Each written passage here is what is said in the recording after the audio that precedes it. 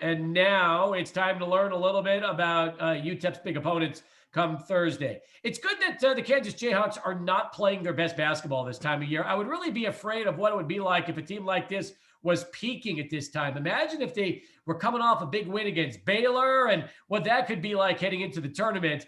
But no, all kidding aside, the Jayhawks are on fire. They're playing terrific basketball. And with us right now is Matt Tait, who's going to talk a little bit about the Jayhawks because he covers them. He's on the beat. And Matt, first off, I appreciate you taking the time joining us on the show today. And man, oh man, I guess Kansas basketball is all clicking at the perfect time, right? Yeah, I mean, you said it best. You know, it was a long and crazy season, and it had its ups and it had more downs than we've typically seen with the Kansas basketball program. But they're not down right now. They're certainly doing exactly what you said, playing at a very high level. They're all connected. They're all on the same page. They're peaking. They're playing tough. They're defending. I mean, it's just a laundry list. If anything, they've still got room and ways they could improve offensively. But Bill Self has always been a defensive coach first. And if he has to pick one or the other to be playing well heading into the postseason, it would be defense. So I think they're of the mindset that says, listen, we know now that that's our identity. Let's go defend the heck out of people. And we might only have to get to 65 points if that's what we can do. So that's certainly what they've done in the last few weeks. And it's a far cry from what they were doing in January when everybody was just putting it on them. But they were still going through a growing process and figuring out who they were, and they definitely know now. Is it just that suddenly they flipped a switch and defensively they just became that elite type of self-team we're used to seeing? I mean, how did it happen, and was there a turning point, you think, when they all of a sudden were able to get themselves on the right track? Yeah, I think it's honestly pride and embarrassment. I mean, they were Self talked about it early in February. He said, I think these guys for the month of January, they started out 8-1, right? To start the season. They were ranked third at one point. I mean, they had a good November and December. And then in January, he pointed out that I think these guys, they're playing the way they think we should be playing, but I know the way we should be playing and they're not doing it. And so it took them some feeling out. There's some new faces. There's some freshmen that are playing pretty important roles. And even some of the upperclassmen are in new roles, you know? So it had to be that, you know, hey, they lost 4 out of 6. They got their butts kicked by Tennessee, by Texas, by West Virginia, by Baylor. So it took some of those pounding to really kind of reset them and kind of figure out, well, we ought to listen to the coach. He's a Hall of Famer. He's been doing it longer than we've been alive. So let's listen to him. Let's do what he asks, and let's put this embarrassment of getting our butts kicked behind us. And it worked. They all bought in. Once they got a little taste of it, they really liked it, and then it kind of fed on itself from there.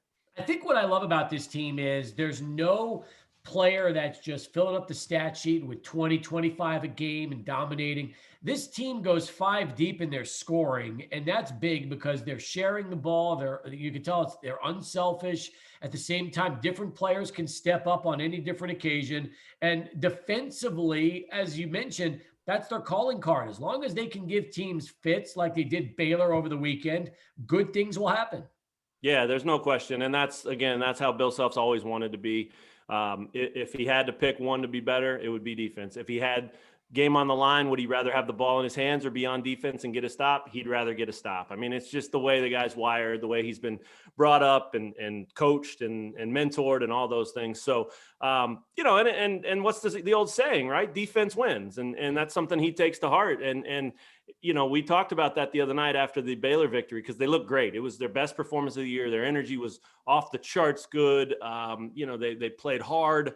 They played well. They didn't beat themselves. No mistakes. I mean, they weren't perfect, but they were pretty darn close. And I asked him after the game, so what do you have to do to get this again? And he said, well, I don't know. I mean, it might've been lightning in a bottle. It might've been a perfect storm, but what we can replicate is our defense. And that is something that we can continue to take forward into the postseason and just focus, execute, lock in on defense and play that way against whoever you're playing.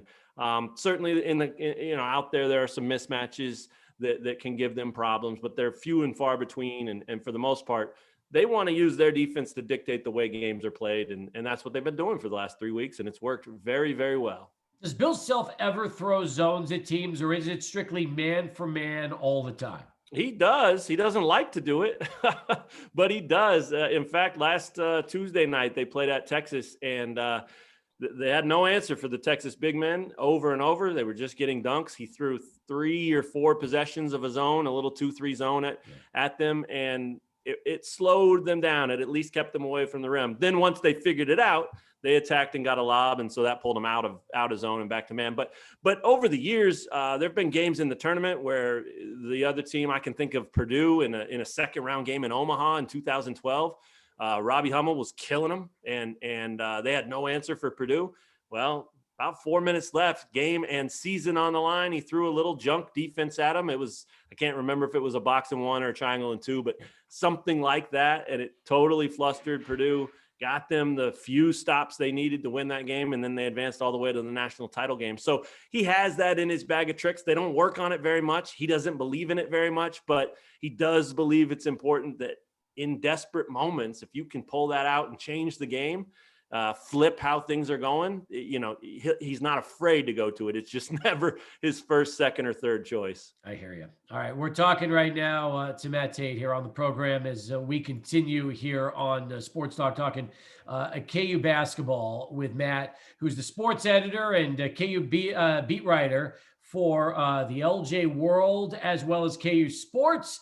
And he's given us the lowdown from Lawrence, Kansas. By the way, just talking to you right out of the gate, you do not sound like a Kansas native, Matt. You seem like the accent's giving it away a little bit. Where are you originally from? I'm originally from Colorado, so that doesn't answer your question either. But people tell me all the time I sound like I'm from New York, and I think in a past life I was, or I wanted to be, or whatever.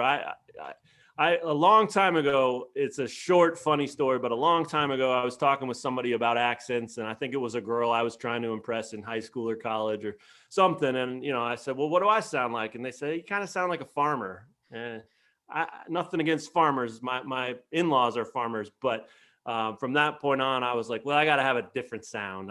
So I think it was a subconscious thing that I just kind of adopted. My uncle grew up in New York City, and I always loved talking to him and hearing his stories. So I do that. I don't do it intentionally, but I'm 42 years old now, and it's kind of become that. So I appreciate you picking up on it. All right, Matt, let's talk about this team itself and start talking about some of the individual talent, because you look at what they've done.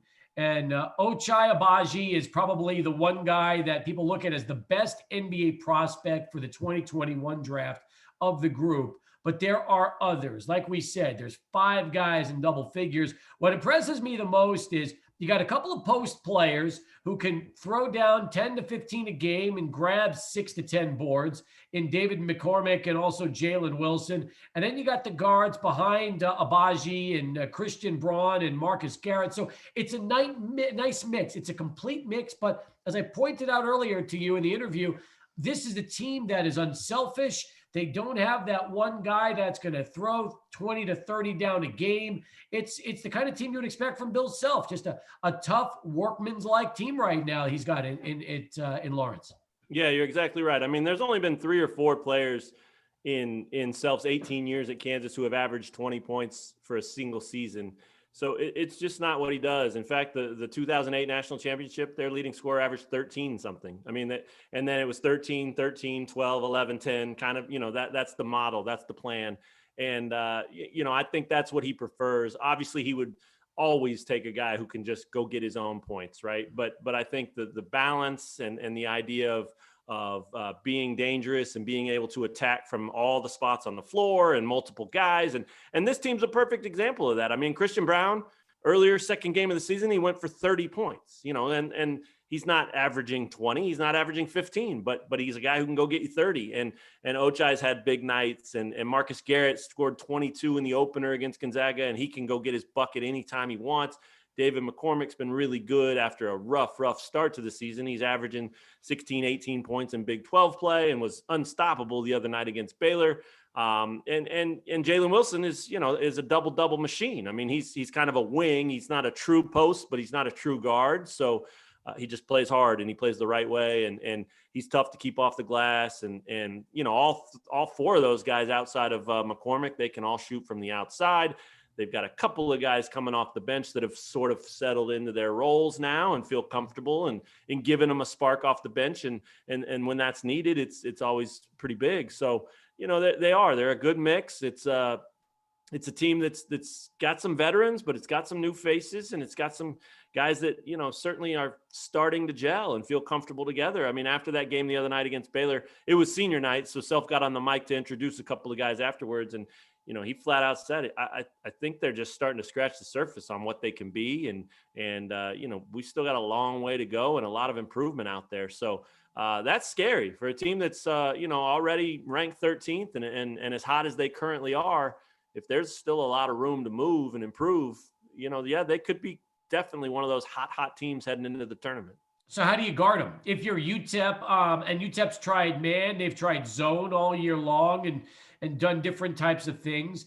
Based on what you've seen on paper for the Miners, as far as the athletes they have in their lineups and the height that they go with, would you think they're more successful trying to zone Kansas Thursday, or do you start off in that man and see how things go? I would probably start off in man and just be very active and disruptive and try to make guys uncomfortable. I mean, and that extends up the floor, where they want to initiate offense, but that also means when they throw it inside, because they're going to play through McCormick. That's what they do. They're going to throw it into him. He's become a really good passer out of the post. If he can get you sealed and get you down on the block where he wants you, then he's got the jump hook with both hands. He can drop step on you. I mean, he's nimble. He can score in a number of different ways if he gets that deep position.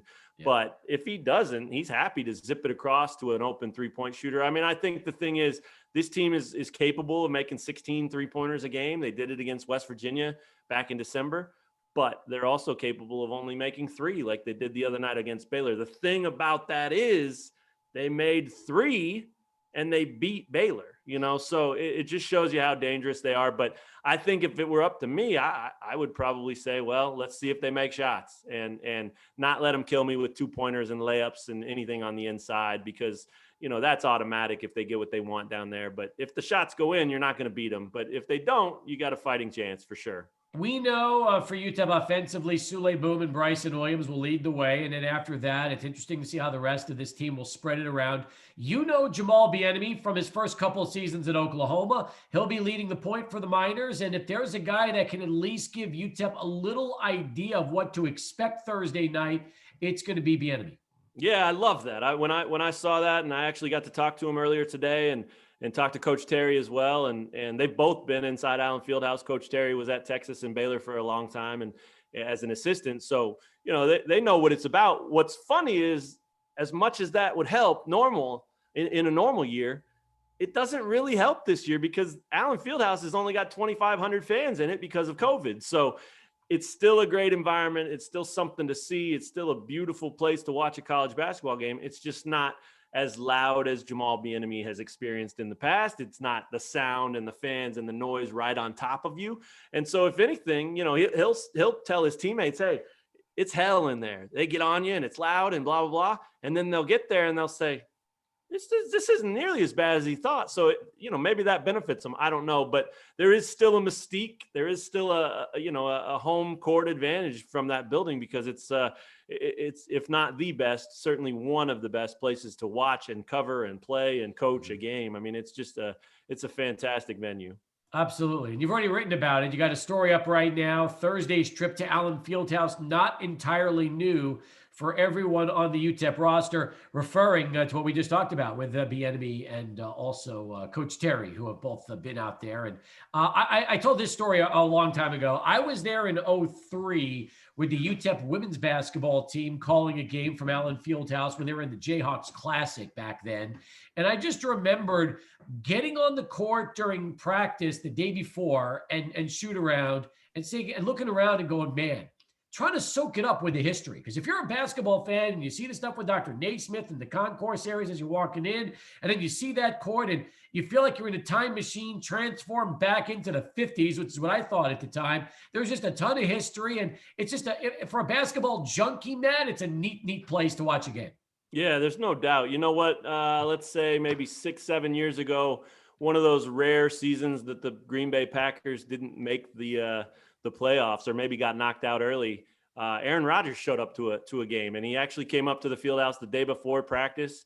And somebody sent me a note that said he was up there. So I ran up there and just tried to see if I could find him and interview him real quick. And I did. He shot around with the team a little bit and got to talk to him and meet the guys. And then I grabbed him on his way out and I asked him, "What are you doing here?" He said, "It's a bucket list thing, man. It's a place that I don't usually get the opportunity to come here because I'm usually busy this time of year. This year I wasn't. So I, called a couple of people and made a way in, and here I am." So, and he's just one on a short list of name after name. Last year when Tennessee came to play in the Big 12 SEC Challenge, Peyton Manning was there supporting Tennessee. It's just, the list goes. Patrick Mahomes has come over from Kansas City several times. George Brett for the older crowd. The list goes on and on and on. It's a place that people absolutely love to come, and it's not packed with celebrities the way you'd expect an NBA game to be or anything like that, because it's a college town. It's a bunch of diehards. A lot of people have had the same seats for 60, 80 years, in their family or whatever. And so you don't see it filling up like that, but every once in a while those faces pop out, and yeah, it's definitely, put it on your list. Whoever hasn't made it, whatever reason, whatever excuse, even if you're driving through, they'll give you tours now. It's better than not seeing it at all. You got to check it out. Before I wrap things up with you, I got to ask you about Thursday's game, because when you're getting ready for the Big 12 tournament, you're coming off that huge emotional win against Baylor.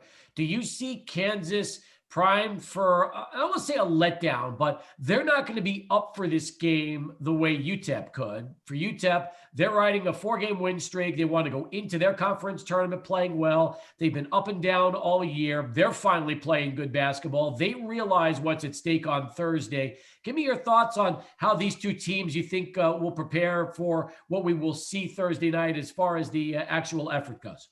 Yeah, I thought it was cool talking to Terry and Bieniemy earlier, because that's what they said. There's a lot to gain and not a whole lot to lose for us. So We're going to go in and we're going to prepare and expect to win and play loose and have some fun. And so obviously that's a great approach. But I think if Kansas weren't, in the midst of this rebirth or this finding themselves moment that they're kind of dealing with, I think it would be a much, much more dangerous game for KU, sort of that trap game like you're talking about. But I think the fact that this is a team that spent 3, 4, 5 weeks not playing good basketball and hating it, and now they're feeling the vibe of, this is how we play. This feels good. I kind of like this. Let's keep it rolling. I think they're thrilled to be playing a game. I don't think they wanted an 11-day layoff between the end of the regular season and the Big 12 tournament. And so they're happy to have the game. They're happy to have an opportunity to go work on some new things. They're happy to do it against a team that they haven't seen and that they don't know, because that Big 12 grind is nasty. And that's like a bunch of in-laws getting together and fighting. They know each other way too well. And so I think the fact that this kind of represents that opportunity to take a little bit of a trial run at the tournament. This is what's going to happen in the NCAA tournament in Indianapolis. They're going to see teams they haven't seen. They're going to have short prep. They're going to have all kinds of things they have to adjust to and deal with. So I think they'll be very sharp. I think they'll be very focused. I think their goal will be 100% to keep what they're doing rolling, and that's shut down UTEP's offense by playing a great defensive game. But I think, they'll use it as an opportunity to, hey, maybe we can score some points here too. And if we can, maybe our confidence in our offense will grow as well. And you couple that with the defense, they're tough out all of a sudden if that's the way they play and they reach that level and are able to sustain it. So I think it'll be both teams playing hard. It won't look like an exhibition game with nothing on the line. I think it'll look like a couple of teams playing that final tune-up game to say, hey, we want to use this as a springboard. And I think that means it could be a pretty fun game. It could be pretty cool to see all the stops UTEP pulls out and what they try and what they throw at KU. And, these coaches, they go back. Coach Terry was telling me he's known Self and some of his assistants since Self was at Tulsa way back when. So he'll throw some things at him to have some fun and also to try to help him. They're basically friends right now, right? They're mutual admirers trying to help each other get ready for the big time. Don't forget, we go back to Billy Gillespie 17 years ago here in El Paso, who was an assistant to Bill Self at Tulsa at the time. And we know very well what he did at UTEP for a couple of years. So, yes, there's a lot of people around El Paso that when they hear the name Bill Self, it goes all the way back to those days here in El Paso with Gillespie. Yeah, he's been amazing everywhere he's been. That's going back to Oral Roberts before Tulsa. I mean, it's a heck of a run that he's had, and he doesn't show any signs of slowing down. Like I said earlier, he's already in the Hall of Fame, but he's beloved around here, and he's a hell of a basketball coach, and he certainly knows how to crank them out, man. They produce players, they produce teams, and they're the elite of the elite pretty much year in and year out. Listen, this is a down year for Kansas. I mean, this truly is. The fans around here are groaning and moaning all year, and they're 18-8. That's unheard of. They want to be 25-2, and so it's been a down year, and that down year is going to end up being a 2 or a 3 seed in the tournament, probably. I mean, it's just remarkable. And that's because of what they've been able to do the last month. Mm-hmm. At one point, it looked like they could be a 6 or a 7 seed, and they got it righted and they fixed it. And here you go. Now they're kind of where people expect them. And even still, the fans are groaning and moaning because they expect championships and titles and the best of the best every year. So it'll be really interesting to see what kind of finish they put on this season, because you see what's going on at Kentucky, you see what's going on at Duke, you see what's going on at North Carolina. I mean, those are blue bloods that are struggling just to be in the conversation to be in the tournament. And they're having down years, but KU's prided itself on their down years being like this, not like that. So, there's some little battles and bragging rights that go on between all those powerhouses, but KU certainly got something to say about that one, because when they miss, they don't miss that bad. Follow Matt on Twitter at MC Tait on Twitter, MC Tait. Check out his work at KUSports.com. Really enjoyed the conversation, Matt. Great job, and look forward to Thursday's ball game. Yeah, it should be fun. I enjoyed it as well. Thanks a lot for having me. I appreciate it.